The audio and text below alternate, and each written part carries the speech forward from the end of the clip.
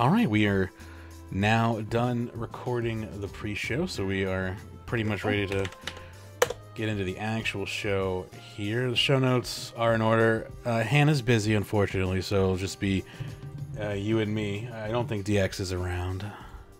No, we'll be in bed by now. Yeah, it's past his bedtime. I'm just going to quickly toss this file to convert, so it will be ready to upload. It was funny listening to him complaining about the NBN and so, but everyone's having the same problem. He's going, oh no, it's my he's trying to blame the router. I said, it's not the router, mate. Everyone's got the same problem with that. You're on the cable, the fiber to cable, and they know everyone's having problems. That's why they've stopped the rollout of it. Yeah, nothing to do with your router. Yeah. Yeah. I'm sorry that he's having those problems, though. That's gotta be. I would be losing my mind. Yeah. Today's the 28th for me, I think. Yeah. 4/28 is pre-show. And begin your render. Yeah, I feel bad for him, but what can you do? I gotta stop. Well, that's it. Stop this music. And I can insert the actual music. I'm almost tempted to, because they want to charge $2,500 to run the fiber to my house. I'm almost tempted just to pay that. Yeah, they had to do that for me here. Yeah, and the company paid for it because capitalism. Yeah. they wanted to lock us into a 5-year contract. Yeah. Hey, they can lock me in for a lifetime contract if they ran fiber to my home. Yeah, that's fine. Anyway, let me get this going live in 3, 2, 1. You're listening to Runescape Weekly for 4/28/2018. I'm your host Magebit with over 17 years of RuneScape experience. Joining me today is Pyrnassius, and on today's show, Pyrns Patch notes, Stalkers Rejoice, Belgium declares loot boxes gambling, new Evil Dave's quest rewards, group Ironman poll results, new survey sent by Jagex, ideas wanted, and Jagex and customer support. Thank you for tuning into this edition of RuneScape Weekly, and enjoy the show. Welcome back for your whatever the hell day it is edition of RuneScape Weekly. I'm Magebit. I got Pyrnassius here. We're here. It's a day. We are here. It's a show. We had a good pre-show today. I had fun with that one. That was a good pre-show, yes. Yeah. And encourage everyone, go and have a listen because there's some really, really interesting stuff in there. Yeah, it's going to be up pretty soon. It'll be up by the time this show is posted because it always goes up first. Patreon.com/RuneScape. Check it out. We had a good question from a Patreon listener, and we talked about it way longer than I thought. We talked about employees quitting Jagex way longer than I thought we would talk about, too. We had way more insight about that than I thought we did inside of us. That was crazy. I forgot we're both like ex-business people. So exactly. So that was actually that was a good talk. I enjoyed that. So yeah, again, you can check that out at patreon.com/RuneScape. But we got a bunch of good stuff on the show today, including our first segment. Unless there's any PSAs, anyone wants to? We don't have DX here, so we don't have any PSAs. PSA DX didn't put up the PSAs this week. Yeah, PSA DXDLB is not with us today, so we have no PSAs because we're too lazy. We're silo trained. That's the problem. We don't know how to do each other's jobs. I do know where the circus is. It's down in Sears Village at the moment because I was running around and go, "What's that bloody noise?" and then realised that it was a little circus thing bouncing there. Yes, the boing. Yeah, boing. That's it. What's that? And, yeah, there it is. Yep, there you go. So that's where the circus is apparently, and it's a patch note week, so we got a lengthy video I assume coming up from Pyrn here. And because this one's not live, we're going to slowly just transition right into Pyrns patch notes. Those were some fantastic patch notes, weren't they? Yes, they were. Yeah, there were some very interesting ones in there this week. But yes, go and have a listen to it if you want. And also that little thing I'm doing at the end of the video now where I just go back over the past few years and just see what else happened during that month. Let me know if you guys do like that type of thing or if you want me to drop that out of there. Yeah, And another announcement. Here's a PSA for you, because I'm on top of things today. We will be putting the Thought Bubbles and Brain Farts segment for Pyrn in as its own little show on the feed for those who are interested. Probably, I'll give your channel exclusivity to it, obviously, for a few days, and then that's not because I'm lazy and it takes me a few days to do anything. It's totally for exclusivity rates, but or it takes me a couple of days. Oh yeah, I must send that to Mage. It's just, neither of us are lazy. The USB stick has to arrive in the mail before I can, upload it to the channel. So there's a little bit of a delay there. But yeah, that's gonna be its own thing as well. So if for whatever reason, you want to save bandwidth on the bus, perhaps, or maybe you're in a tunnel and you've just already downloaded your podcast for the day and you want to get a little bit of Pyrnassius in your life, you'll be able to do that via the podcast. Just another little podcast that you can have to listen to on your way to school or work or whatever. It's always great to have something to listen to on the bus or in the car, and and I understand a lot of people can't get onto YouTube, so YouTube's I'm not annoying doing this for money. mobile. I'm doing this for my own fun, and just if anyone out there gets any enjoyment out of it, then well and good. So always happy to have it hosted on RS Weekly's podcast site. I'm happy to host it. It's just good quality content. I was listening to the first episode. I had fun with that. It was about the wilderness. Yes, the second episode. Actually, I was going to do a recap of my Ark quest that I want out there, especially sort of now that they're looking at doing a little bit in the Ark with what we saw on the live streams last week, the new elite dungeons, which I'm calling real raids. Yeah, me too. I mean, I'm sorry, that is exactly how I thought a raid would be. They need to rebrand what raids is. Yeah. I mean, Beastmaster and Yakka. I mean, Yakka is just insane, but Beastmaster is sort of fun-looking boss to do. But it's not really a raid. To me, a raid is you run into a dungeon, you run through, you're fighting minions and all that, and you get to a boss. You've got to get past that boss and then move on. And that's exactly what raids to me. And this is from someone who doesn't really come from an MMO background, but just from the old Dungeons and Dragons board day games. That's what we used to do. So this is a true raid. That's a true raid. So it's just a pity that they'd already bastardized the name raid and they can't use it again. Yeah, but elite. They can't even use Chronicle, which is like an alternative name for a raid. Is like yeah. And I mean, I am so. I mean, I thought another PVM update, and then I'm looking at this. I'm going. It looks pretty sweet. Oh, this looks exciting to me. Yeah, I'm actually. I was a little disappointed because I was like, "This is how I finally get 120 Dungeoneering," and then they were like, "Yeah, no, the Dungeoneering XP is actually just terrible. We threw it in there just to kind of because it's a dungeon." No, that's in story mode. Yeah, they say that. In the other mode, it's. Unless it's like 500,000 K an hour, that's not a number. Unless it's like go ahead, I'll let you talk. Yeah, they were saying it's probably about 70% of what you would get in the normal dungeon. It better be really fun then, because it seems like you're making money. And how much money? I gotta see. A couple of million. They were talking a couple of mil an hour. We'll see. So if you're getting that DG, even if it's 50% DG experience, you're also getting your tokens for unique unlocks, and you're making money. Yeah. I mean, it's great. Still better than what exists in game right now. Dungeon, can you imagine? Just the two of us, or there's three people. We can all just run through and just do a few little live streams, just having a lot of fun, and bring back Dungeoneering After Dark. Remember that old show? I'd love to do that. Yeah. All right. So that's why I'm sort of looking forward to it for those type of things. It's just that type of thing that gives us that little bit more sort of diversity in the skill. I'm excited for the content. I was ready to be disappointed with its ability to finish my Dungeoneering, but if it's making money as well, because that's just something Dungeoneering really can't do right now, then exactly. If it's making at least like $1 million or $2 million, then that might actually push me to finish Dungeoneering without taking another year to do it. And especially if we can we can plan a few live streams to do it, where we're going to be having that fun and such. So I'm really looking forward to it. But anyway, go back to where before I went off tangent.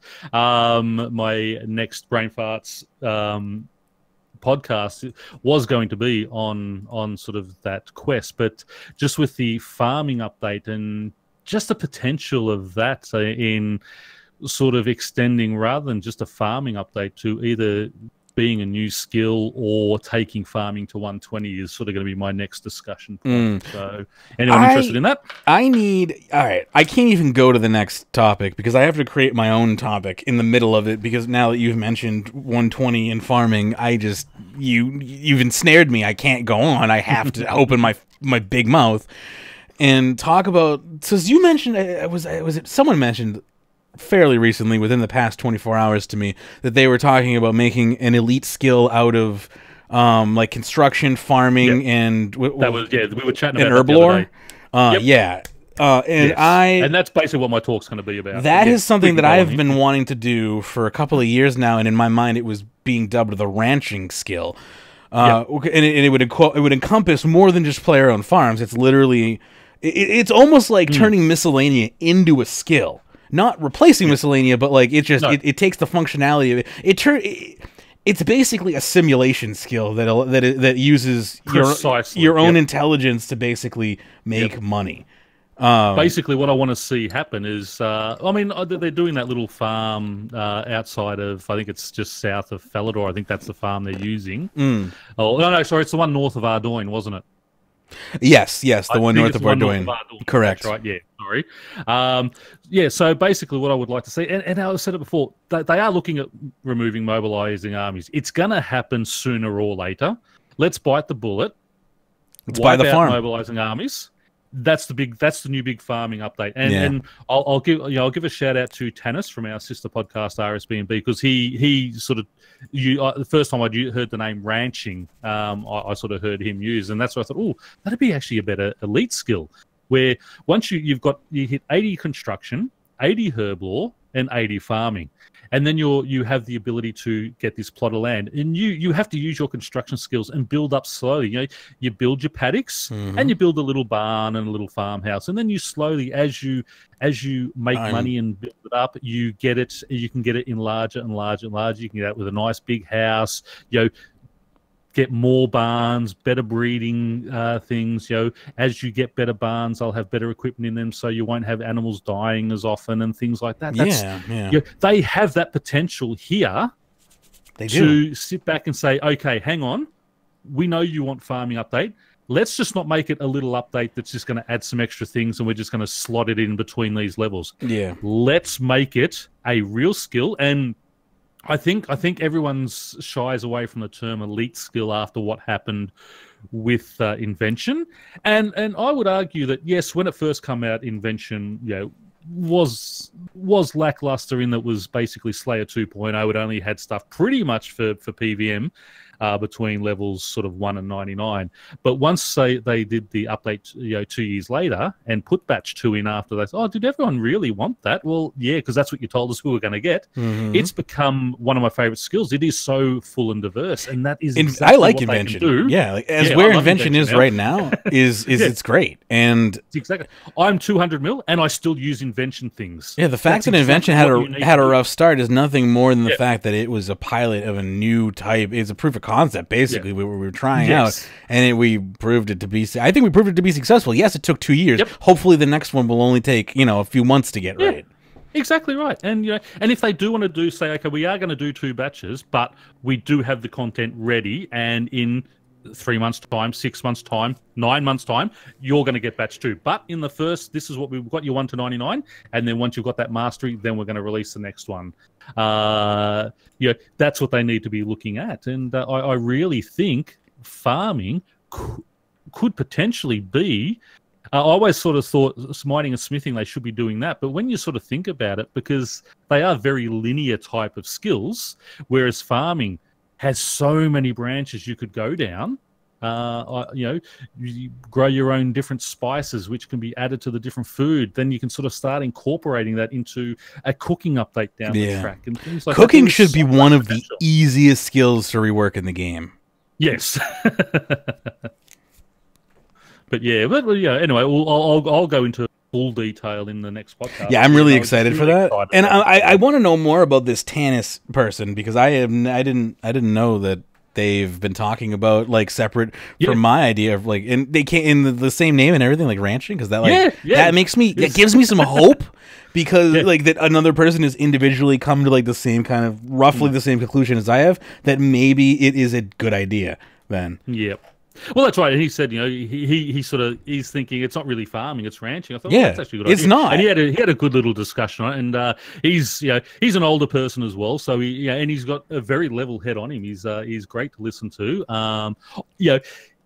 I don't always agree with all of his ideas, and which is great because he gives me a different perspective. And okay, and no, I don't agree with this. But all right, they're not paying for this advertisement. no, sorry. I'm just saying, I do like when there's a different perspective. Sure. No, I'm curious. You've got me curious as well, just because like it sounds like they very similar to my idea, and the fact that we came up with the same name just makes me like great minds think alike. Am I right? Exactly. Anyway, great minds of the RuneScape. Why doesn't we've had some great minds? How about a great mouth? How about you read this next post here? The Ninja Survey number 2 question. Yes. Okay. This is from Mod Shawnee.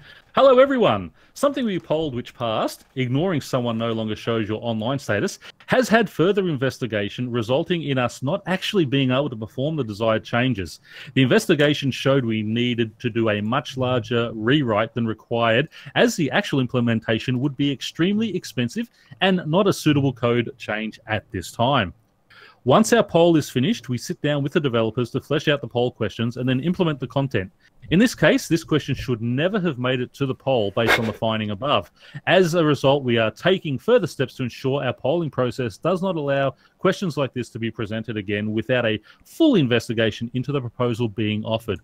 Oopsie. We recognize there is value to this actually having this feature, and if we can do this in the future, we will. We want to inform you on this as soon as we could, and while we'd like to say sorry for not being able to deliver on one of the poll questions, we hope some of the upcoming Ninja editions to help fill that gap makes up for it.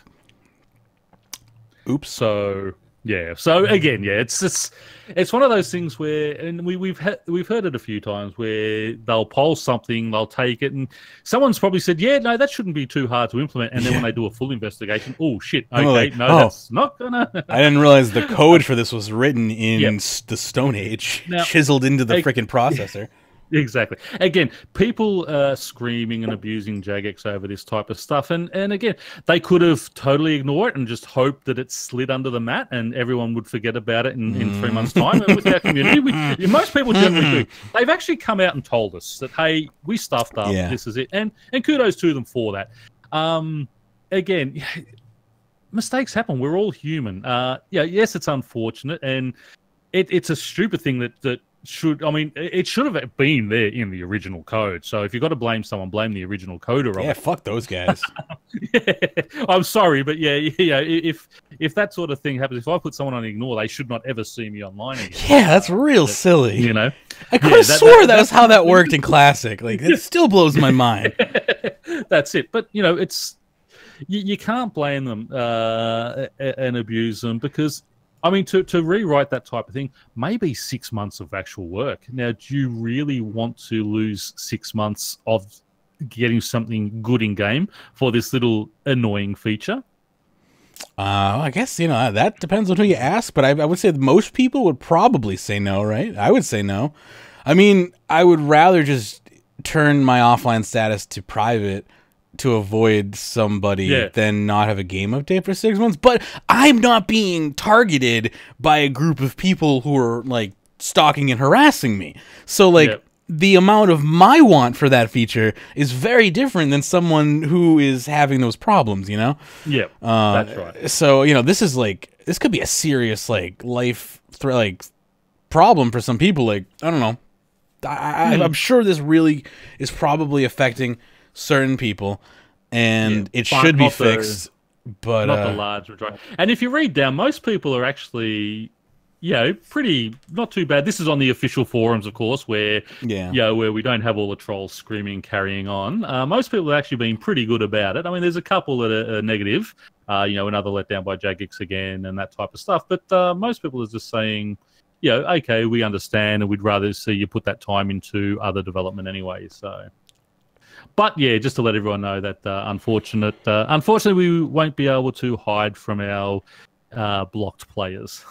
Yeah, well, at least what world they're on. What world you're on, right? Yes. Shame, shame, shame. Hopefully, come RuneScape Remastered, we'll be able to do that. Yep. Anyway, moving along here. RuneScape Remastered. We got the in-game Ninja poll, no? Or is that... Yes. Okay, cool. Yep. You want to bring that the up? in-game Ninja poll. I will just pull that up now. And if I click on the right one rather than that one. 10. Thank you. This is a Group Ironman. Now, this has only got like a day and a half left. I was saving this for the podcast. So this is just basically all about your interest in Group Ironman and just to gauge interest on the field and what direction they want. So the first question is, do you plan on playing Group Ironman when the new mode releases? I've got a normal Ironman, and to me, Ironman is something you do on your own. So I've said no, I don't really care on that one. Desired group size, again, I would have said 1, but they don't have the option of 1. I would say no more than 5 players. Any more than, because they've got 6+ players, that then becomes a clan. Yeah. You shouldn't have any more than 5 players in an actual Iron Man group. You only need 5 to start a clan, isn't it? Yeah, I think so. It used to be 7, maybe. Should a group Iron Man be able to group up with other Iron Men for bossing purposes?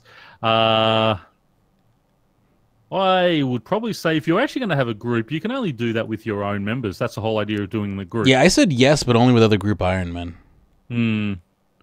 What should happen if a member of the group leaves?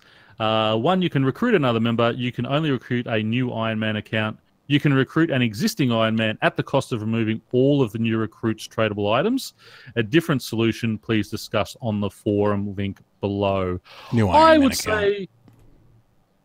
I was sort of tossing up between new Iron Man and recruit an existing one, because if there are a couple that have broken down and they just want to merge, so say you've got a couple of groups where you start off with your 5 and 2 or 3 leave here and 2 or 3 leave there. But hey, do you want to merge together? What if one of your friends really sucks and you kick him out, and then this, because you want to like get this other person in whose levels are like super high up, and they, like it's just like I don't know, it could just favor like people, and that you could get people that is That is actually a very good point, because that might start happening where there's a couple of people and there's a third one who's come in who's more of a skiller and not really good, and they want bossing. People might be like, listen, you want on our team, you got to pay us, Yeah, no, that's a new Iron account. Yep, no, you actually you changed my mind there, so that's it. Cool.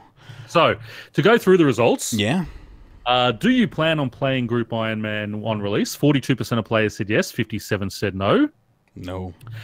Desired number of players in the group. 2 players has 24%. 3 players has 12%. 4 players has 24%. 5 players only has 16%. And 6+ players has 22%. So leading the way there is 2 and 4 players. Interesting. So we'll probably see something, maybe it will be 3, Yeah. Should a group Iron Man be able to group up with other Iron Men for the bossing purposes? The straight out yes is 37%. Yes, but only with other group Iron Men has 36%. And no, you can only group up with members of your own group is 26%. What should happen if a member of the group leaves? 12% say you cannot recruit another member. 43%, so way out in front. You can only recruit a new Iron Man account. 27% say you can recruit an existing Iron Man at the cost of removing all of the new recruits' tradable items. And 17% want a different solution, and have obviously sent a discussion on the forum post about it. Only thing I would say is if the other person takes like all their levels off as well, would be the only other thing. But they're like, that's just the same thing as creating a new account. So it's like, exactly. And it basically at that point is nothing more than an account like name transfer, basically. Yeah. Anyway, so Group Iron Man, something that I don't understand and never will, is on its way. No. That's it. And as I said, I'm not interested in this, because to me, Iron Man is. It's that I'm going to go out there and do it on my own type thing, and doing it this way just seems to defeat the purpose of it. Indeed. So, hey, if that's what people want, fine. It's not for me. And what also is not for anyone anymore in Belgium are loot boxes. According to Eurogamer.net, now Belgium declares loot boxes gambling and therefore illegal. This article is by Wesley Yin-Pool, who writes, hot on the heels of the Netherlands declaring loot boxes are gambling and therefore illegal, Belgium has had its say. The Belgian Gaming Commission looked at the Star Wars Battlefront 2, FIFA 2018, Overwatch, and Counter-Strike Global Offensive, and found only Star Wars was not in violation of the country's gambling legislation. Ironically, because they pulled up, well, they changed everything right before they looked. Like, that Star Wars game started all of this, and now it's the only one that can actually be sold. Those sons of bitches. Oh, unbelievable. It's ridiculous. It's actually ridiculous. So EA literally is responsible for causing this, and yet they are the only ones who are getting out of this unscathed, of course. That's ridiculous. Freaking EA. It determined FIFA 2018, Overwatch, and CSGO's loot boxes are a game of chance and are subject to Belgian gambling law. In Battlefront 2, at the time of the investigation, did not have the loot boxes, so escapes unscathed. A statement from the Minister of Justice, Cohen Green, said FIFA 2018, Overwatch, and CSGO were therefore illegal and demanded their loot boxes be removed. If they're not, the publishers risk prison sentence of up to 5 years and a fine of up to 800,000 euros. When minors are involved, those punishments can be doubled, Geens added. Belgium expressed a particular concern about the impact loot boxes have on young people. Quote, it is often children who come into contact with such systems, and we cannot allow that, Geens warned. In fact, Geens requested the Belgian Gaming Commission investigate video game loot boxes after the Star Wars blow-up. Quote, given the importance of the protection of minors and the vulnerable players, this was very worrying, he said. So they even admit that it was after the Star Wars blow-up that they're investigating it, yet they've let Star Wars... It's off the hook. Yeah. So what happens next? Geen wants a dialogue with video game publishers and developers to work out who is responsible for the removal of the loot boxes. An EA spokesperson told Eurogamer the company, quote, welcomes the dialogue with Geens, as we do not agree that our games can be considered as any form of gambling. Here is the statement in full. Quote, we strongly believe that our games are developed and implemented ethically and lawfully around the world, and we take these responsibilities very seriously. We care deeply that our players are having fun and a fair experience in all our games, and take great care to ensure each game is marketed responsibly, including in compliance with regional ratings and standards. We welcome the dialogue with Minister Geens on these topics, as we do not agree that our games can be considered as any form of gambling. Whatever the outcome of these talks take, it's clear that Geens means business. Quote, we've already taken numerous measures to protect both minors and adults against the influence of, among other things, gambling and advertising, he said. That is why we must also ensure that children and adults are not confronted with games of chance when they are looking for a fun video game. This is yet another dramatic turn for the video game loot box issue, and a sign that, in Europe at least, publishers may be forced to change the way their games work. Like the Dutch situation, it'll be interesting to see whether publishers play ball with Belgium. But unlike the Dutch situation, Belgium has yet to impose a deadline by which publishers must make their changes. So we've got two countries over in the EU who have now, to varying degrees, said that loot box-specific microtransactions are forms of gambling and need to be regulated by their respected publishers or even possibly the governments at hand. We're not sure yet. This is so breaking and developing over literally like the past week that people want answers. Answers don't exist yet. We need to wait and watch this happen. We're literally watching history unfold. We can't. That's it. We can make predictions at the moment. Exactly. We can make predictions. Yeah. But nobody can be like, holy shit, Jagex, remove Treasure Hunter from the game. Otherwise, you know, you're going to be in Mark's going to jail, boys. Like, no, that's not what's going to happen.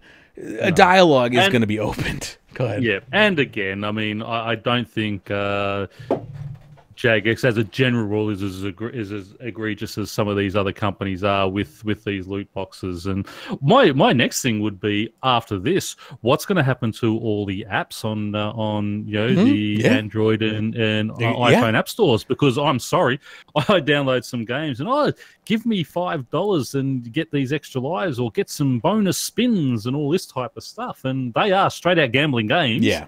Which kids have total access to. There's no restriction on downloading them. They are just the money that they're asking for and some of those things. You're joking. They're merely using these AAA titles as examples, but this infection started on the mobile platform and has spread. Exactly. It has spread virally. Started all this, and the major games are getting in it, but it just seems to be that because they are.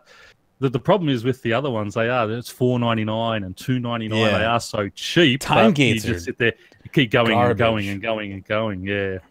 So it'd be very interesting to see what happens. Yeah, this could be something that we've needed for quite some time, and EA may have unwittingly been the undoing of their own industry's gluttony, which is hilarious, considering EA is the largest glutton of them all, practically. I mean, not quite. I think Activision Blizzard's probably larger, but a little more responsible than EA is. I don't know. But whatever.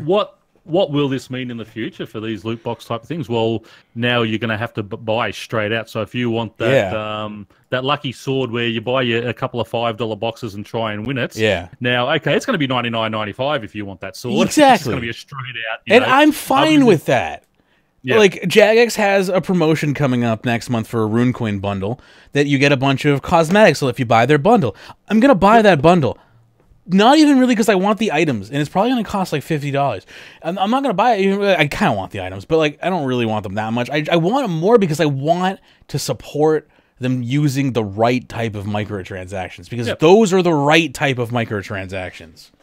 It's not going to make them anywhere as much money as Rainbow's End will make them, but it will still make them money.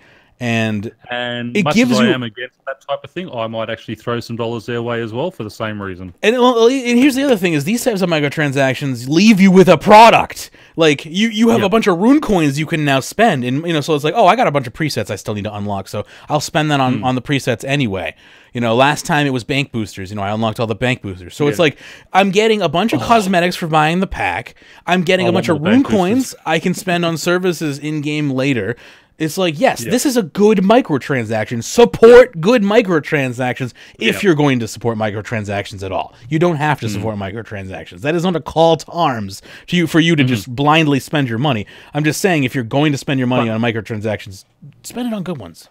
Yeah, and as you said, I mean, that is good because you're getting value for money. You're getting rune coins that you can use down the track in their shop on other things that they have. So I'm just hoping they release more bank boosters, because I've unlocked all of mine, and I keep having to go through my bank and selling things because I've maxed it all out again. Yeah, I just never wanted to deal with that again, and then I realized I'm such a hoarder that in a year then I'll have to deal with it again, and there will be no reprieve, because unless they add more bank boosters to the shop, there's no more for me to buy. So that's kind of it's a scary thought.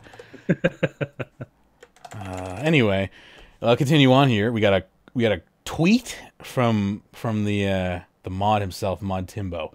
Who has some... It's basically a PSA, so I probably should have, put this in with the PSAs, but there, wasn't any PSAs. So anyway, what Timbo's saying here, it's been a long time coming, but originally, the design rewards for Dave's Big Day Out are coming on Monday. Completely unrelated to me saying I should do the Evil Dave's Big Day Out quest.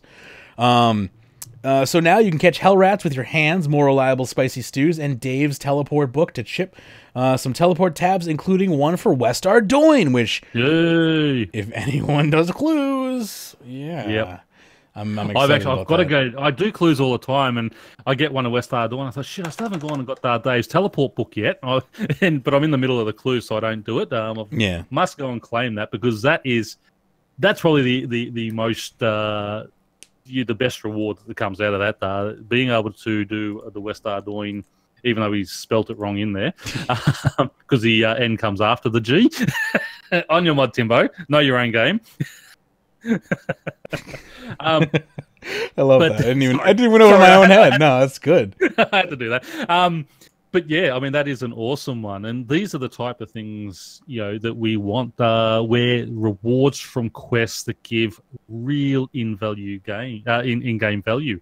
Another one I want to see is Livid Farm being able to, do a direct chip on a teleport to the farming patch, or just unlock the chance, if you max it all out, be able to unlock the ability to make teleports to that area, or use Livid Farm points to buy teleports to that area, rather than having to swap to the Lunar spellbook every time I do a farm run, and then I go down to fight a creature and I go, oh, I've got to teleport out and swap back to standard or ancient magics because I've just done a farm run and just forgotten to change back.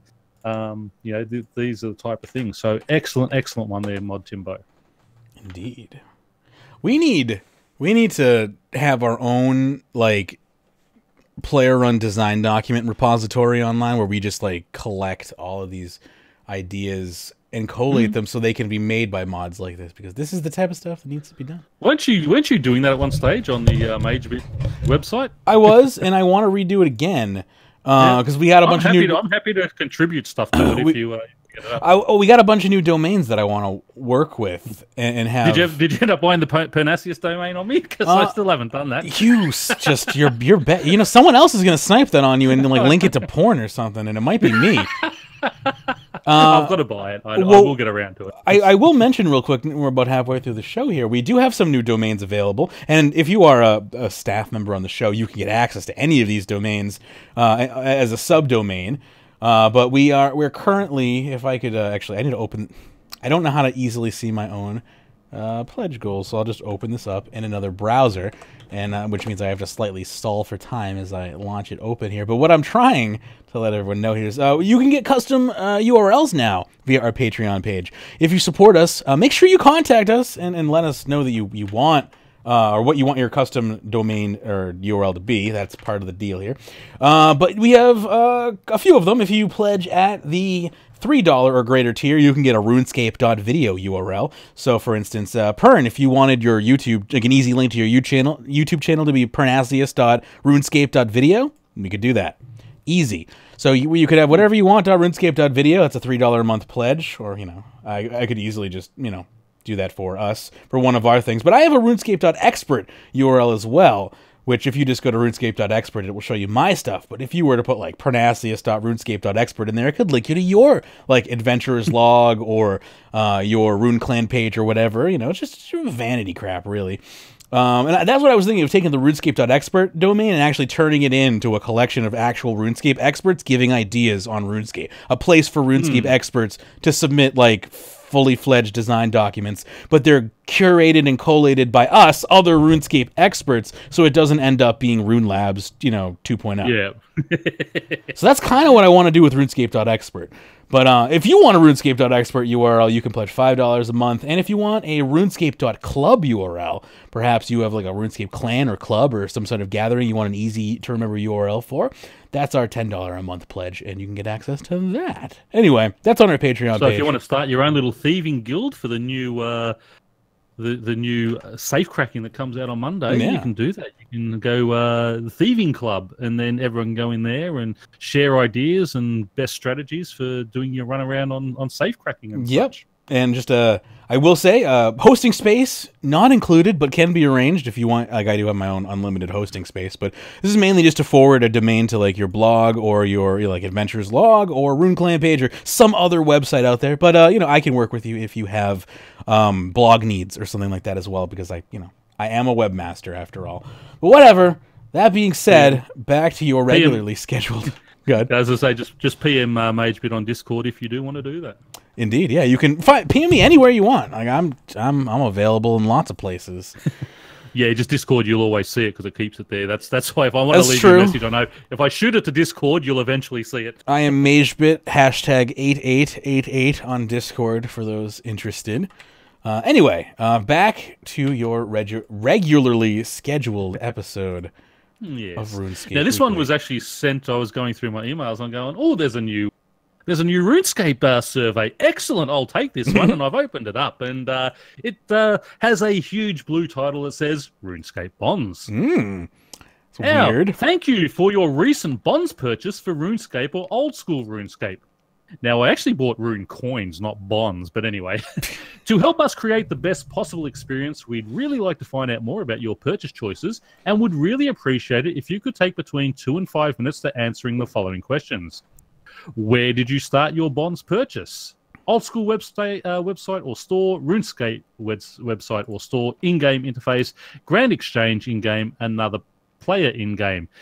Actually, this might be because I've started buying bonds with my gold again for next year's Premier Club when they go down. So that may be where this one actually come from. Maybe. Because I did get a couple of bonds there. When purchasing bonds, where did you actually buy it from? Again, game, website or store, Grand Exchange in game or another player. Again, I bought it from the Grand Exchange. And which game did you want to purchase bonds for? And that's either old school or RuneScape. So I love how they just call it old school or RuneScape now, not OSRS, because, you know, our game is the real game. It's the real RuneScape. No comments. To all you. I've just got to always throw my shit stir out there. You know that. Yep. And finally, it was clear which game I was buying for. Strongly disagree, slightly disagree, neither, slightly agree, or strongly agree. Well, I was in the RuneScape 3 game, and I bought it for RuneScape 3, so strongly agree on that one. Moving on, number 5. Is there anything else you'd like to add about your RuneScape purchasing experience? No, nothing. It wasn't an overwhelmingly... It wasn't a life-changing experience that you have, like, comments you want to... No, that's it. So, but yeah, I just thought it was an interesting little one to get in. They're actually sending out a weird survey about their bonds now. That is a weird little survey to send out. And it was done through SurveyMonkey, so I know it was a legit safe one. That's why I sort of did do that one. So, this is my favorite post of the day. Because on the surface, this just looks like RuneScape is evolving as a mature community, and we have a large, flourishing, active veteran player base where these types of ideas can be discussed openly and be brought into the game. So I was initially really happy to see this post. And it's called Ideas Wanted, Master Cape Skill Perks. It's by Monchani, who says, "Hey all, as you may have seen recently, Team Eclipse's next project is Master Skill Cape Perks. In the player survey and in-game polls, this has repeatedly shown up as something the community wants, with 62% of you voting for it, making it the third most wanted update from previous surveys. Therefore, we wanted to deliver this update to you as soon as possible. You may have seen in the summer updates news post that we had plans to pull this update. Having looked at the feedback back after the survey and discussing it with our designers internally, we wanted to make that decision in-house. Never a good idea. Adding ultra-desirable perks at Virtual 120s is moving the goalposts too far, so we will be limiting those perks to be utility-focused, which, again, doesn't really mean anything in particular. If anything, it just... Because you want them to be a utility.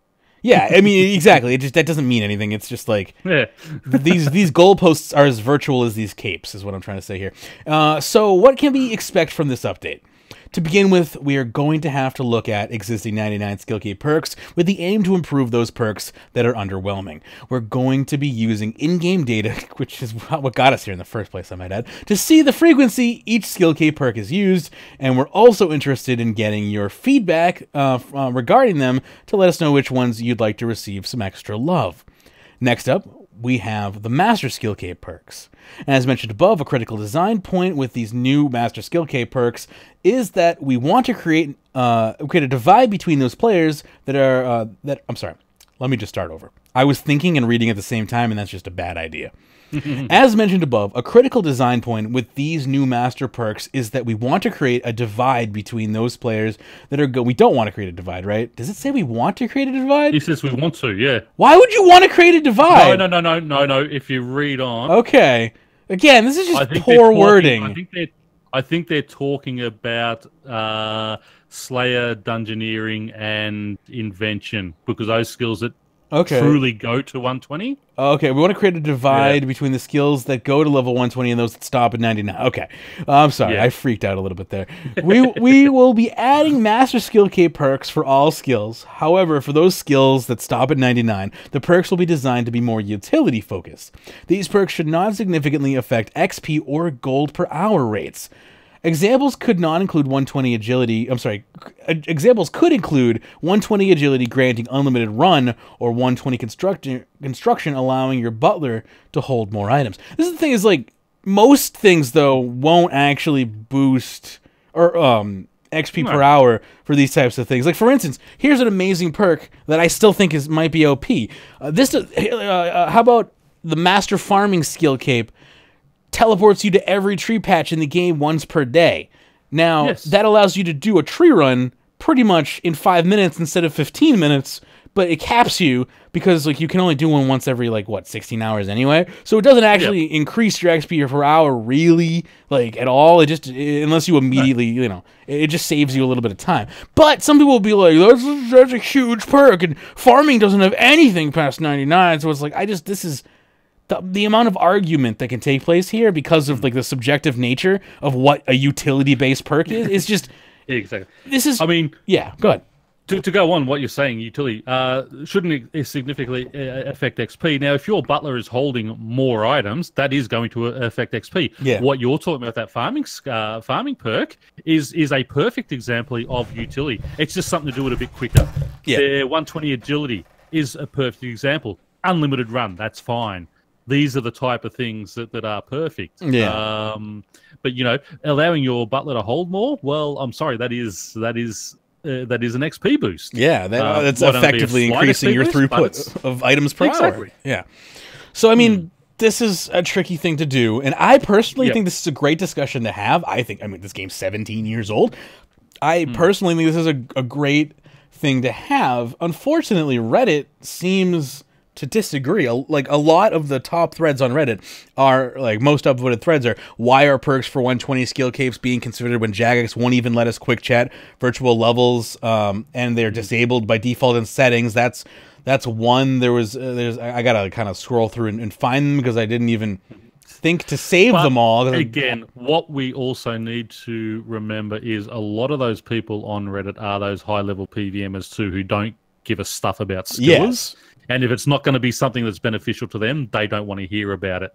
Well, here's my problem. That's why I don't like Reddit. Here's my problem, and I'm only standing with Reddit on one specific pillar. Why did they lump 99 skill cape reworks in with 120 master cape skills? Because I think a lot of people were voting for the rework of the mediocre 99s, and we're just like. And no one cared about I don't say no one cared. I cared about the 120 perks. I voted for this for the 120 perks. I don't care about the 99 perks. So it's completely reversed for me.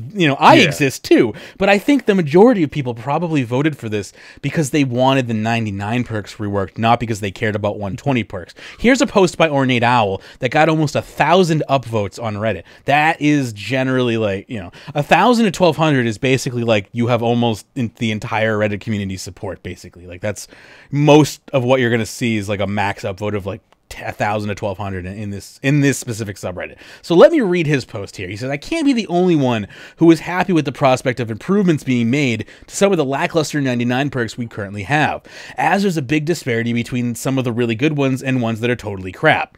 I can even get behind the notion of a master perk for existing 120 skills, namely Dungeoneering, Invention, and Slayer, offering some aspirational for content that actually exists. But what I can't get behind is making a skill cape for a virtual skill in every skill. This is the single most counterproductive and ridiculous thing imaginable in my opinion, as it quite literally gives unique and useful functionality at a post-99 level, thus making them very much not virtual anymore. You're effectively saying you're upping the level cap of all 27 skills in one fell swoop without adding any content. And this all stems from the issue that we've experienced before in the past with Jagex lumping in multiple different but similar questions into a singular one, then reading their own interpretations of the results. So, I ask of Jagex, and am I posting this discussion here for the sake of clarity from the player base? Please, do what you've been pledging to more recently and actually poll this unambiguously. Put up an in-game poll with 3 separate questions that breaks down the possible update and that actually use your that to direct your course. If it turns out everyone is on board with 120 perks, I will grit my teeth and accept it, they say. But if it turns out our people only want existing ones or reworks to the 99 perks, then it will categorically demonstrate just how off-base Jagex can be with their data interpretation. So that's just kind of what I wanted to throw on the table there. I actually completely disagree with Ornate Owl, but I am also an out-of-touch 1%er, like, that, you know, doesn't even think in terms of 99s. So I'm not the right person to examine this, and frankly, neither are you, Pern. But I wanted to hear your thoughts after being told that story. And I mean, I am all for it, and I've always said that they can't be too OP unless it is the Slayer, the Dungeoneering, or the Invention Cape. And I do think they should have some, you know, some really worthwhile ones because they are the true 120 skills.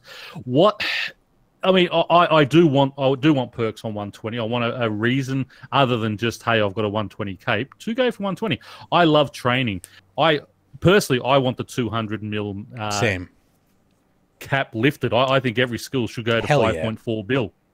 No cap. You know? Just no cap. No cap. No cap at all. Infinite. Or if they could do infinite, for sure. But I don't know what the sure. If I mean, you've got 5.4 as the total. Although even 5.4 really is only the total because that's the max amount of XP you can get out of all the skills. That's not anymore, is it? Because it's because you've now got an extra 85 mil on, or an extra 200 mil. So it'd be actually 5.6 now because we've got Invention coming to the game. Yeah. So I don't think there should be a hard and fast end. If they want to leave it at 200 mil, then they have to bring in a way to continue training some of those skills that we love, and either prestige or put it into a pet where we can sort of get it that way. Now, with the 120 skill cape perks, I understand what people are saying. It is a virtual thing, and it's a choice to go for it. And I think, hey, for people who want to make that choice and go for it, that's good. They've got something to aim for, and it gives them that little bit more of an incentive.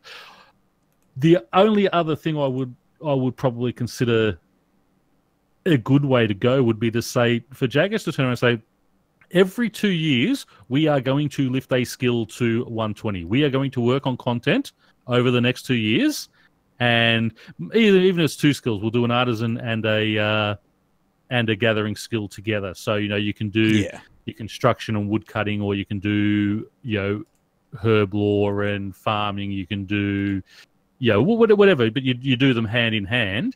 And at the end, we're going to have a really good perk on that 120, but we're also going to give you content. But every 2 years, expect this. And they announce what it's going to be. So for people who don't want to have to do it, they can sit there and just grind it through or be working on it like we did when they announced a Slayer. So you've got a chance to work on it before it comes out. But that would probably be my ideal way of doing it. But I mean, 120 is a thing in game now. There are a lot of max players, and people love I mean, yes, your PVMers want to just hit all their 99s, get their max cape, and then just concentrate on their PVM skills. But I've said it over and over again. It was last year or the year before when they had on the front page of the Jagex website, how many people have done bosses? 45% have bossed, 55% had never bossed. There's a large skilling player base who want to have something that they aim for too. Your max PVMers have their Taloses and have their Yakimarus to aim for. We want something to aim for as skillers. And if it's just a little perk on a cape, then well and good. Gives me something to go. Gives me a reason to max that out. I understand where Ornate Owl is coming from, and I understand where all these upvotes are coming from. But it's people are making a much bigger deal out of 120 perks than I think is necessary. As I said, and that's exactly right. Then no game content is gated exactly. behind them. they're not looking at affecting XP or gold rates per hour. Well, not significant, and that's the other thing. When I said about the construction allowing your butler to hold more items, if it's 4 more items, well, whoop-de-doo. That's not really going to affect your XP per hour. If I was CEO, there would be a Master Max Cape, and there would be a second floor on the Max Guild you wouldn't even be able to get into if you didn't have 120 in all skills. Yep. So, like, listen, they are easing us into 120 so easily. I would be so rough. You wouldn't be able to handle me. Yeah, but that gives longevity to, and this is the whole thing that will give longevity to the game. Yes, if you now if you say every 2 years you're going to have a couple of these current skills go to a true 120 with viable content between 99 and 120, you are just gonna you will make the game last another 15 years. I think because so. I think give people things to aim for. It's definitely an ingredient in the formula. You don't need to change anything about the 99 max capes, and all that type of stuff. Then you go to, so that's your skill total. Then you go to your max, your master cape. So you got your max cape, then your master cape, and then as you said, that this is the type of thing that they should be looking at doing. MMOs are lifelong experiences. You shouldn't expect to start playing RuneScape and be comp in a month. I just that mentality frustrates and saddens me. But it's also like I understand that MMOs are no longer the the hip cool thing to play, and that most players have moved on to a very very different type of gameplay. But if you had, goal-oriented people who want these type of long-term things to sit back and enjoy and play. I'm sorry, I'm spending my $100 a year, or I think it was $104 Australian a year for this game, so less than $10 a month, and I am getting that long-term gratification. I've been playing this game for 6 years. You've been playing it for 16 years, 17 now, and we're still playing it because we have those. We have that longevity where there are goals and aims that are ever creeping forward for us, and you need to continue that. And I'm sorry, you go and buy an $80 game for your PlayStation, you're finished in 20 or 30 hours. Well, sure. Yeah, well and good. One of my son's mates knocked out some new game that he bought. He bought it on Friday, and when he went to school on Monday, he'd maxed it out. He'd completed it all. Yeah, he'd spent the whole weekend just playing it. Now, problem with games, you've just gone and spent $89 on this game that you had an entire weekend for. That's almost as much as I've spent on a year of RuneScape. Well, so that's also one of the reasons why I'm doing 40 hours a week. That's why I don't have a problem spending like $50 a month on an MMO, is because that's my gaming budget. Like, unless I'm buying another $90 game or something, then no, I'm not going to spend $50 on RuneScape. But like, I'll buy a 10-pack of bonds if I didn't buy another video game in the month of whatever. Then yes, I'm gonna probably dump some money into RuneScape, because like I have a gaming budget, and why not? Why not? But you don't have to, and I recommend only putting money into microtransactions that are non-predatory, like the bond system or rune coins or something like that. But nonetheless, is like support. There's nothing wrong with supporting RuneScape or supporting a game. It's just about making sure that you're getting your value out of it. Yeah, Make sure. Get good value. If you're playing 400 hours of RuneScape a month, Yeah, that's and if I can just lead over now into the I know it's not on our docket here, but just onto the pay the pay increase that everyone's screaming about. Sure. It's going up $1. We said before their last price increase was 2015, so it's 3 years ago that you've actually had a price increase. This is a game that also allows you to grandfather in. So if you are on an old price, you're not affected by that price increase. You get to keep. There's no other game I know that says the price that you were paying back in 2006, you can continue paying to this day. I would love for my electricity company to say, hey, right? your 17 cents a kilowatt that you were paying back in 2010, you can continue paying that as long as you pay your bill on time. I see you bought this car in '88. Yeah, exactly. You only need to pay 99 cents a gallon for your gas. Yeah, exactly right. So, this is the type of thing we've got to stop we've got to stop seeing Jagex as the devil incarnate all the time. I mean, yeah, they're only like 50% of the time. Yeah, $1 is negligible for the amount. You've got to consider the amount of time you play. So say, what do they say? The average player plays 2 hours a day and 3 hours on weekends. Mm-hmm. Or maybe 4 on. I think it's like 4 on weekends. Yeah. So, but say it's you play 2 hours a day, 7 days a week. So there's 14 hours that you're getting out of it. You're paying $1 a month for almost 90, was it 80, almost 80 hours of play in a month. That's hardcore. $1 extra for 80 hours of play. Yeah. You go and spend $70, $80, $90 on a game that you get 20 hours total play out of. But people, they only see the dollar signs and they don't see the entertainment behind it. It's easy to see the physical toll, but it's hard to see the abstract, the enjoyment that you've gotten out of it. And I get that. I'm sorry. Movies in Australia for me to go and see a movie as an adult here now, it's like $21 and for an adult ticket. Wow, that's 2 hours of entertainment. In fact, most movies only go an hour and a half these days. Yeah, right. The movies have gotten shorter and more expensive. I go to like one movie every 2 years because of that. Well, my son's actually got a job at Village now, which is great because he gets 3 free tickets a month.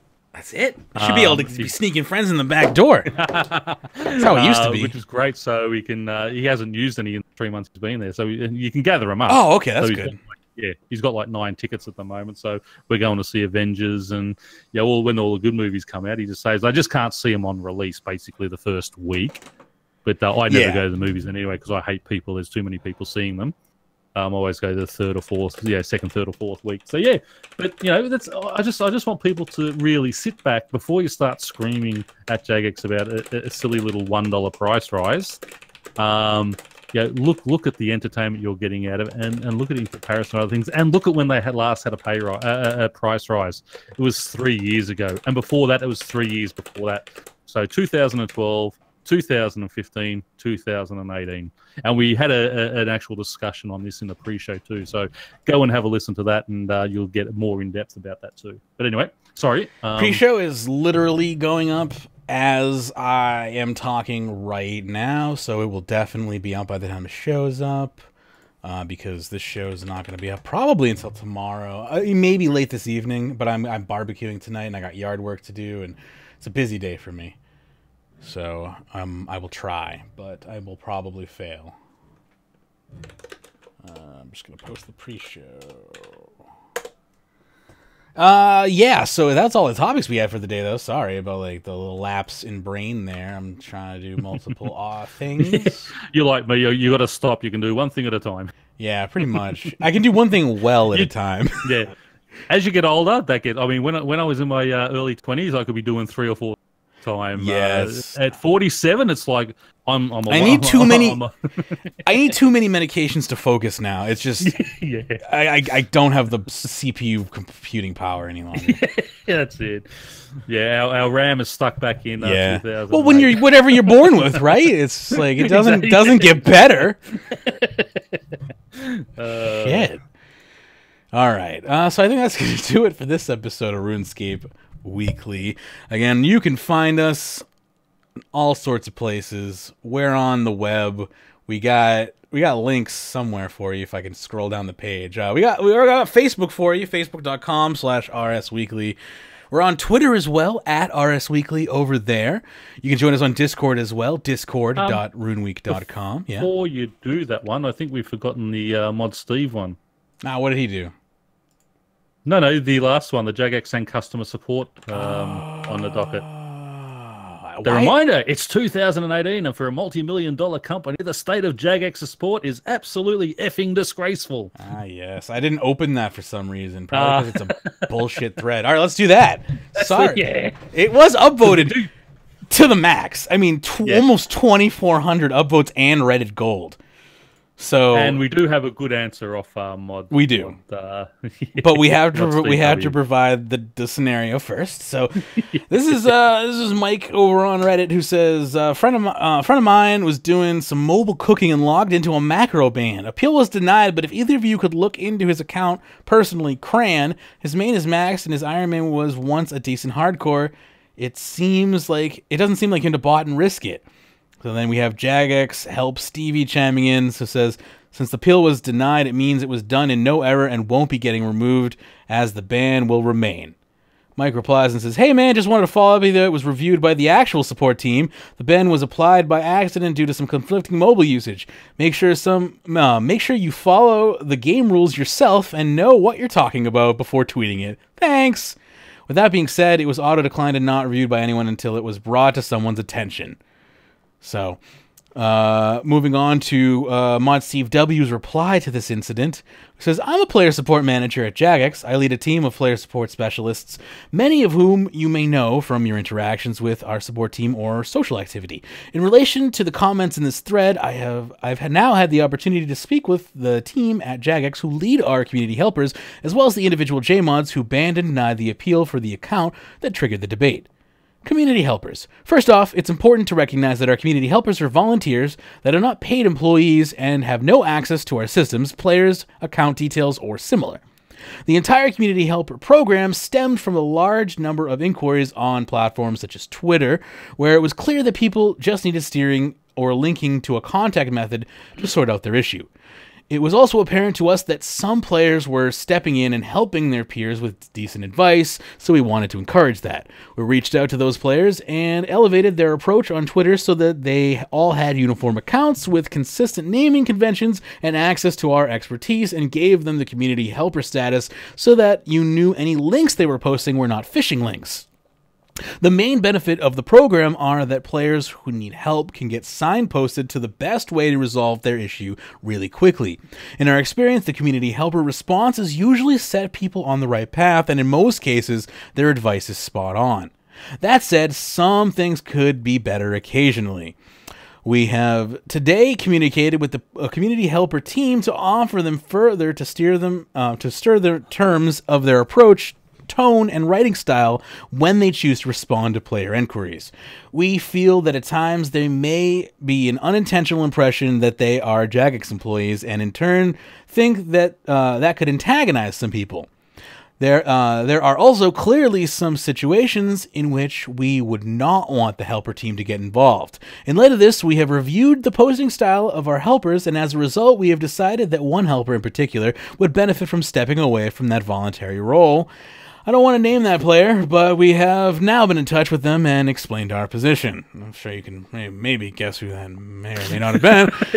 But we'll continue along here. I acknowledge that these interactions on Twitter could give the illusion that we only provide help on social media, and that there are a recurring theme in this thread that we only provide support on Twitter and that it is hard to contact us.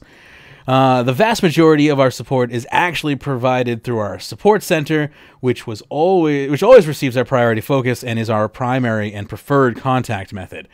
I thought it'd be useful to give some context around the volumes and dispel the myth that we provide support on social channels.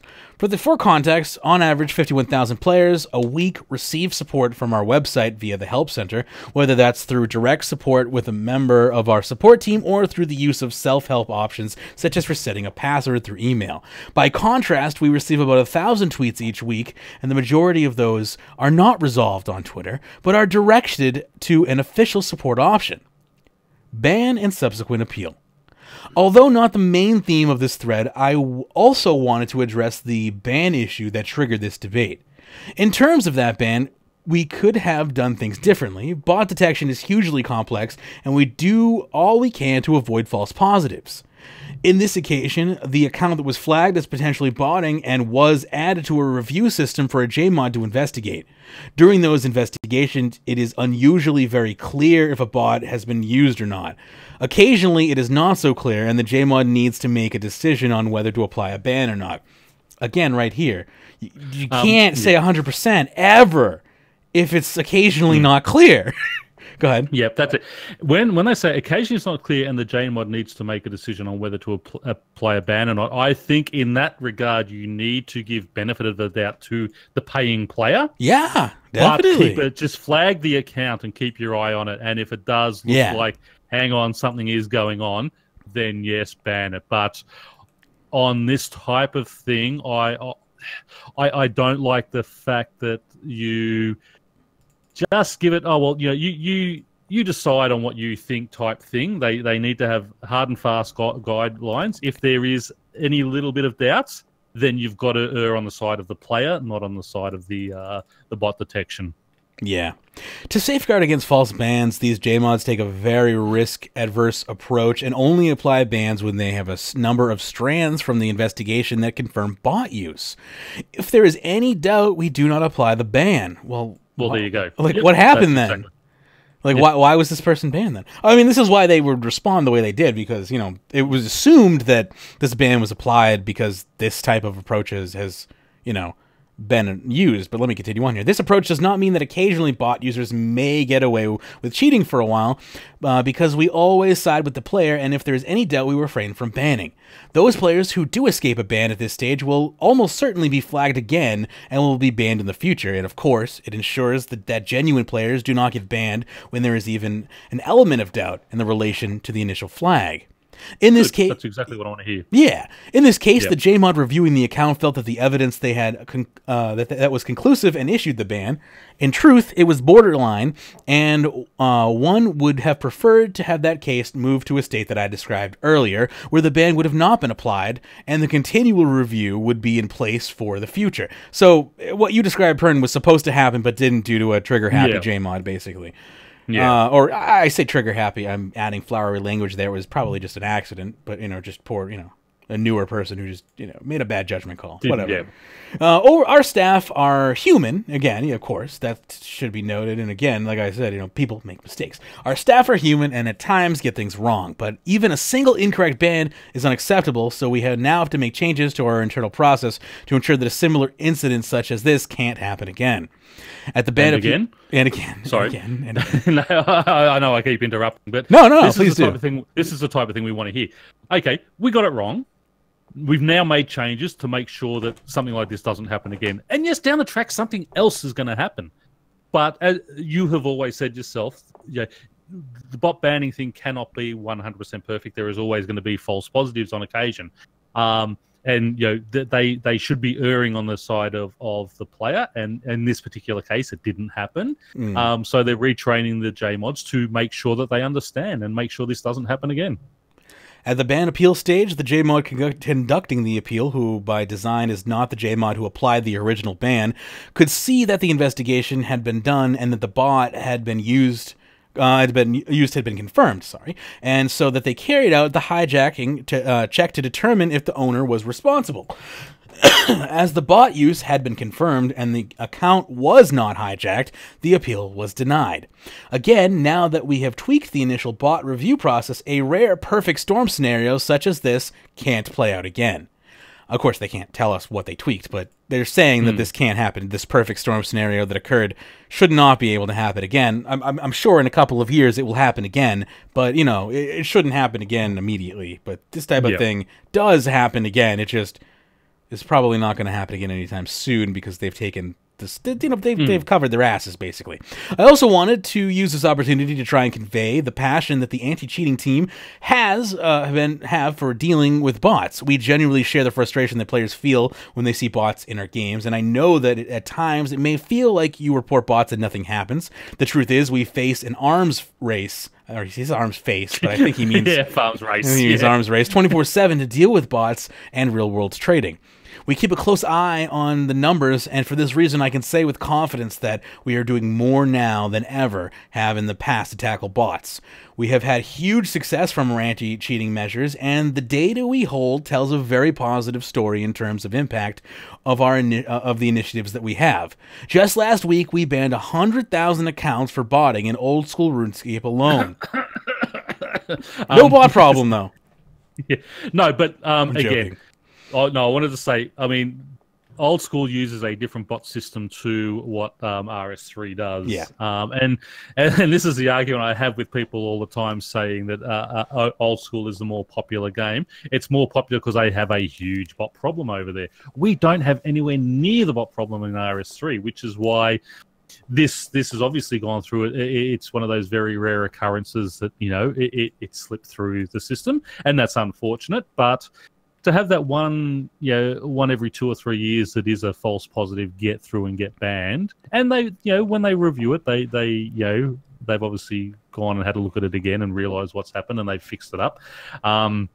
When you're looking at, you know, sort of 100,000 in 1 week on old school, and this is not just a one-off. I'll look at this as this happens week after week after week over there.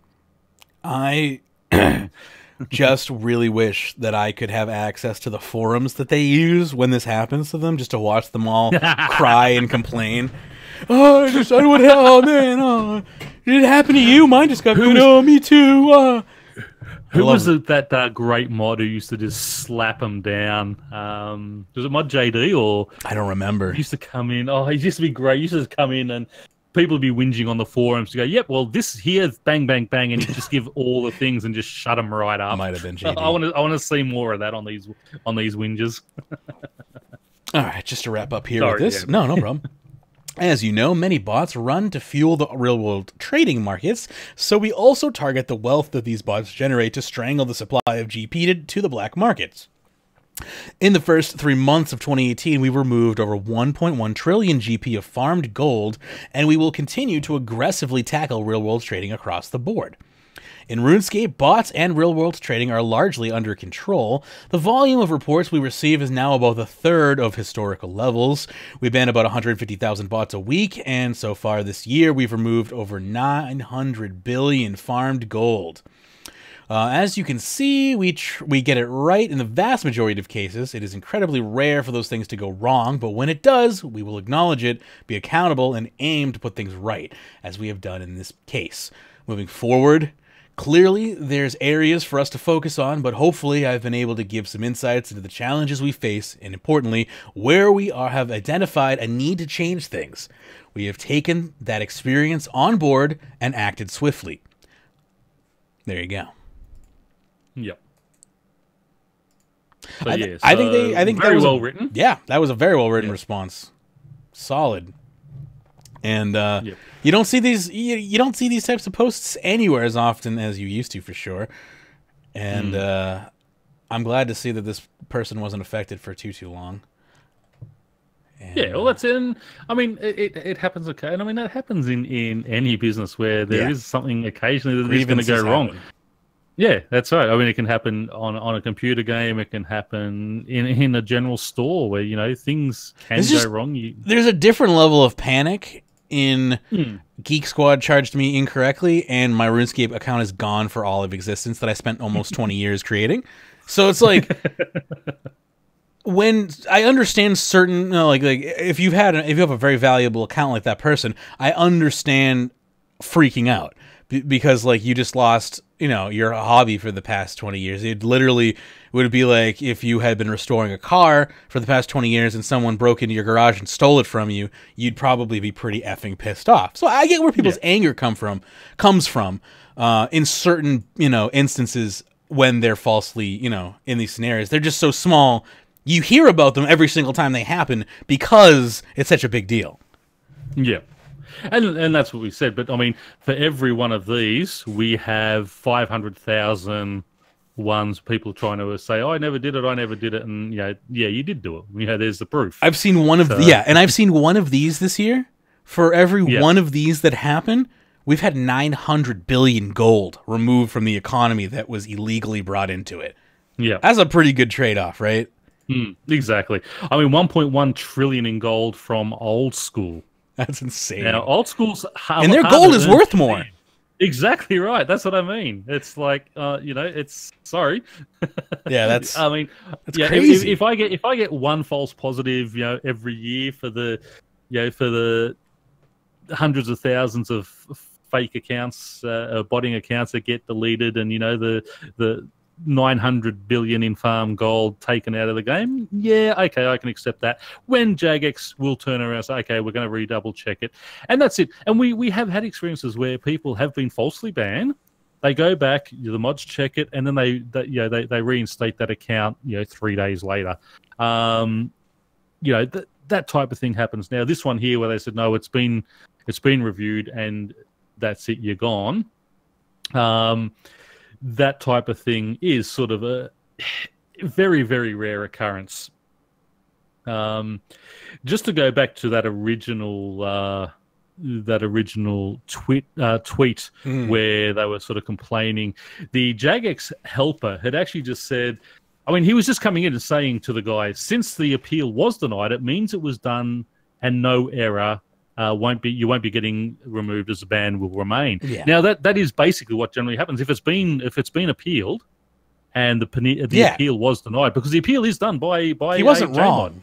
He wasn't wrong. Maybe he should have jumped in so early. Yeah. It looks like he sort of jumped in.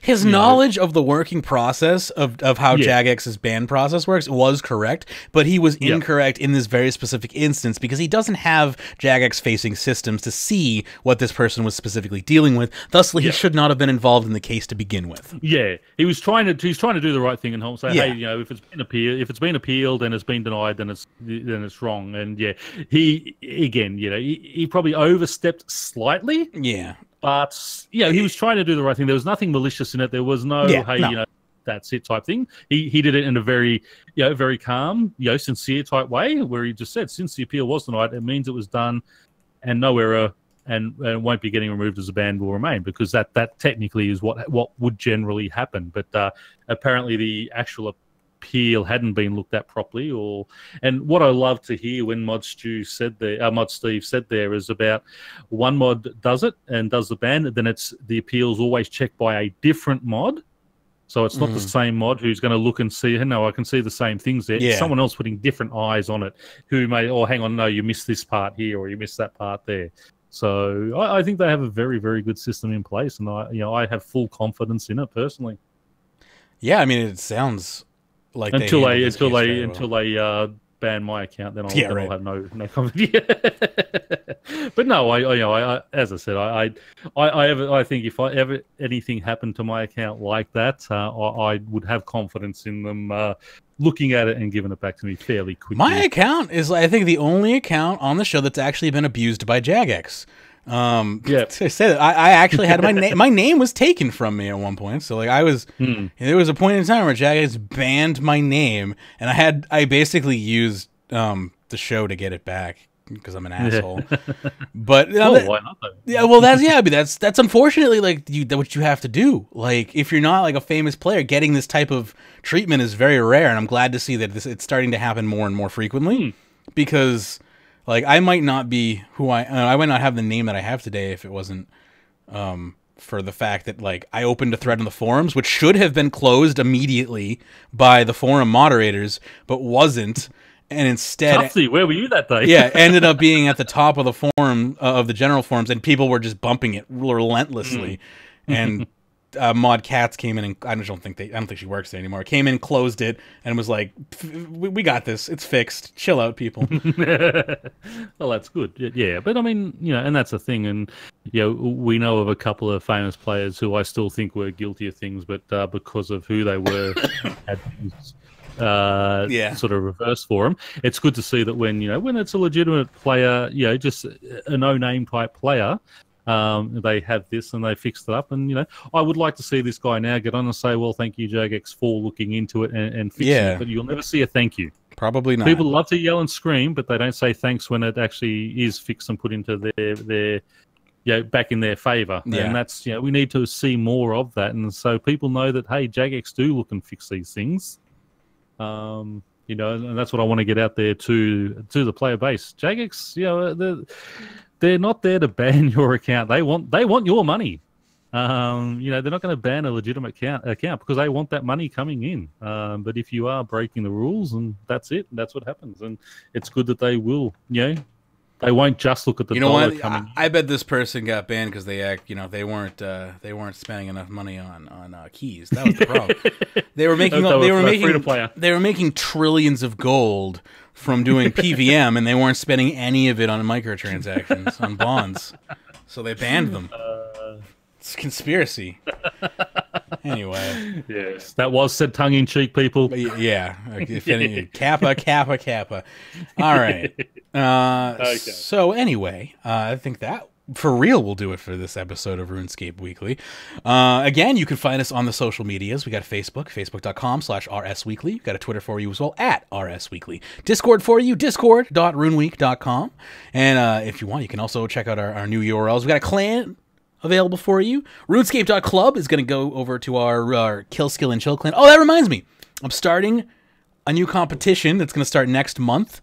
It's a mini-game comp. We're doing a mini-game clan competition this month. We're going to do one mini-game a week, probably on Saturdays, I would guess, to try and be as most accessible for everyone. So three people will be there? Yeah, probably. Well, I mean, this I'm giving away like 25 million gold a day, so hopefully that will incentivize some people to show up. The mini games are going to be mini games that people like as well. Like where we're going to do pest control. We're going to do barbarian assaults. I will probably open this up to people who are also guesting in the clan if we don't have enough actual interest. But I would like to do this. If anyone wants to play some mini games and win some cash, we're going to be doing that in April, and we're going to do one mini game each weekend. So if there's a specific mini game you want to play, I had a list written down of the mini game we're going to do. I think we're going to do, and we're definitely doing pest control. We're definitely doing, I already forgot the other one. You know what? This list sucks. Barbarian assault. We're definitely doing barbarian assault, and we're definitely doing pest control. The other two are up in the air still. I thought maybe we would do fight caves because I thought that would just be funny. Ooh, fight caves would be fun. Yeah, so I think fight caves might be one of them. That'd just be last man standing. And then we'll do best of like 10 rounds or something. We could have our own little Castle Wars one or something like that. Yeah, we could do you could do Castle Wars. Soul Wars might take too many people to get going. I don't know how many. Don't you only need 5 on each team? I don't know. That's 10 people. It's a lot of people to get to show up on a random day. I'm trying to find mini games that can be started with like 5 people. Yeah. But again, the goal is that someone's going to walk away with like 25 million gold at the end of each day. Possibly it might get split 2 ways depending on how it goes, but we'll see. And maybe there will be other donors who want to up the prize pool. I have no idea. We'll figure it all out as we go along, and that's at least the plan. But again, RuneScape.club if you want to get in on our clan. That's clan chat, kill, skill, and chill. Kill, skill, the letter N, chill. We also have RuneScape.expert if you want to check out my progress. You can go to RuneScape.expert. And if you want to check out our YouTube channel, that's RuneScape.video. You can head over there and check out all of the VODs we got going on and all of the previous videos that we've done for RuneScape content and whatnot. There's plenty of series is available on YouTube there as well. Shut up, phone! I'm doing an outro. Yeah, you support us on Patreon as well, of course. And a big special thanks to our top Patreon supporters, including David, Ephicxstix, Sudwood, Rick Ye. Thank you so much for continuing to support the show. We wouldn't be able to do this if it wasn't for our patrons. So thank you so much. There's a Patreon pre-show. It's already been posted. It's almost an hour long. We got into some really heavy topics today. It was good stuff. Again, you can check that out at patreon.com/RuneScape. Support the show. Doesn't, cost you... Literally, you can do $1 a month if you want the pre-show, but there's all sorts of other benefits we already talked about. You can check those out as well. Patreon.com/RuneScape. Thank you again. We'll be back next week for another edition of RuneScape Weekly. Until then, and as always, happy scaping.